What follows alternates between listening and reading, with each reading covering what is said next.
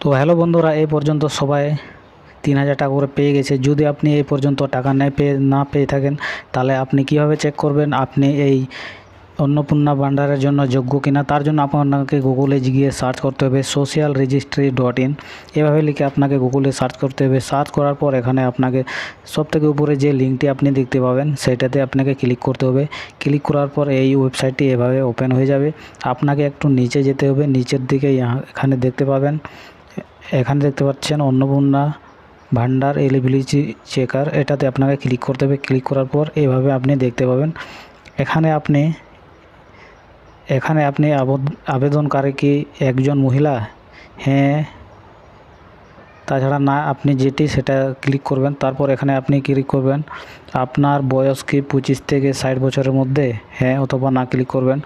আপনি কি ভারতের নাগরিক এবং পশ্চিমবঙ্গের স্থায়ী বাসিন্দা? হ্যাঁ অথবা না ক্লিক করবেন।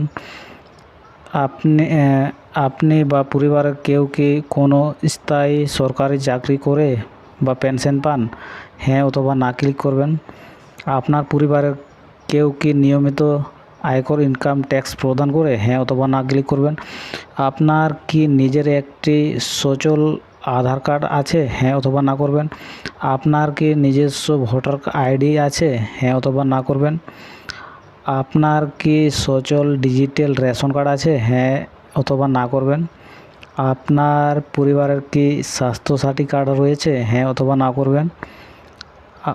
নিচে আপনার কি নিজের নামে সিঙ্গেল ব্যাংক অ্যাকাউন্ট রয়েছে? হ্যাঁ অথবা না করবেন। তার নিচে আছে ব্যাংক অ্যাকাউন্টের সাথে কি আধার এবং ডিবিটি লিঙ্ক করা আছে? হ্যাঁ অথবা না করবেন। তারপর যোগ্যতা যাচাই করুন, এখানে ক্লিক করবেন। ক্লিক করার পর একটু উপরে যাবেন, এখানে এইভাবে চেক হবে। চেক করার পর এখানে আপনি দেখতে পাবেন আপনি এর জন্য এলিজিবল কিনা, আপনি এর জন্য এই অন্নপূর্ণা ভান্ডারের জন্য যোগ্যতা কিনা, এখানে আপনি সব ডিটেলস দেখতে পাবেন। তো এইভাবে আপনি যেটা সঠিক সেভাবে আপনি ইয়েস হ্যাঁ অথবা না ক্লিক করে আপনি এখানে সঠিক এইভাবে করে এখান থেকে আপনি আপনার অন্নপূর্ণা ভান্ডারের যোগ্যতা আপনি পাবেন কি পাবেন না, এভাবে আপনি এখান থেকে চেক করতে পারবেন। ভিডিওটি ভালো লাগলে বন্ধুদের সাথেও শেয়ার করে দিন, ওরাও জানতে পারবে ওরা পাবে কি পাবে না।